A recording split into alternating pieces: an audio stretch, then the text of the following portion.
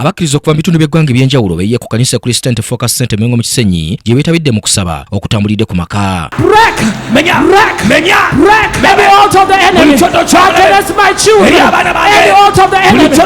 Okusaba kuno kutunuulidde okulumbagana ebyo ebikwata famire z'abantu era ng'omusumba Cindy Kiganda asinzidde mu kitabo kya Isaiah essuula ya 54 olunyiriro 17 n'asabira famire. Hallelujah. Isaiah 54 Isaiah 54 verse 17.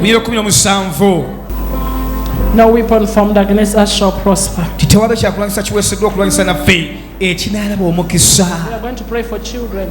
If you surround yourself as a family, yes, we are going to pray that no weapon formed against us shall prosper. If your husband and wife do the same, we are going to ask the Lord to have mercy upon our families, our grandparents, the things they did. Pastor Cindy Kiganda asabye abakkiriza okunywerera ku Katonda ng'agamba nti amaka agalimu Katonda tegayuguumizibwa. So stand as families and begin to destroy their altars. Say, my father, we stand as a family to break evil altars that have been raised with our names. Ate yo omulabirizi Dr. David Kiganda okubuulira kwe kwetololedde nnyo ku ky'abantu okusonyiwagana. Bible egamba nti bwe mutalisonyiwa nammwe temulisonyiyibwa. The Bible says, olabye essaala zino zonna z'osabye wano olwaleero. You see all the prayers that you've made in this place today. Olabye amaanyi g'ozitaddemu. The power, the strength that you used in prayer. Ekimu ku bisobolo ziremesa ne zitatuuka wa Katonda kwe kubaako abantu be wasibira ekkonda nga wagaana basonyiwa ng'olina ebiruyi ku mutima ng'olina b'otasonyiwa nga boogamba Mukama oyo ne bwe kiriba kine bwe kiriba kimwagaliza motoka kumukoona kati essaala zo zonna z'owakasaba wano nfu tezigenda kutuuka.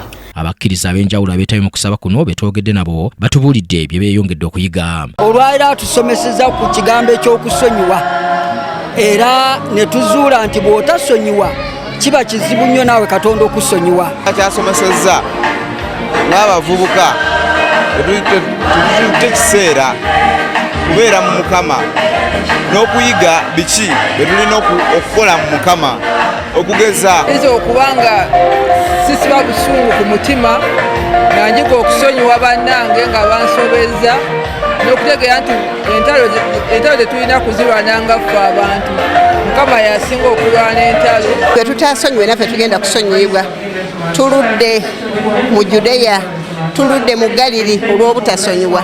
Naye bwe nsonyiwa bemala okusonyiwa byonna binjigibwako n'ebyembadde nza okusabira n'ebyabadde byatusiba ebeewaffe byonna bikutulwa kubanga nange mba nsonyiye. Okusaba kuno kukyagenda mu maaso okuyitira ddala mu kiro mu nteekateeka ya Mukutula Njegere kuno nga kubeera wulirwa bbalaza era ng'omulabirizi Kiganda akubiriza abantu obutasubwa kusaba kuno kwonna awamu. Maido John yakusakidde eggulire lino ku Rocket TV amalindirire.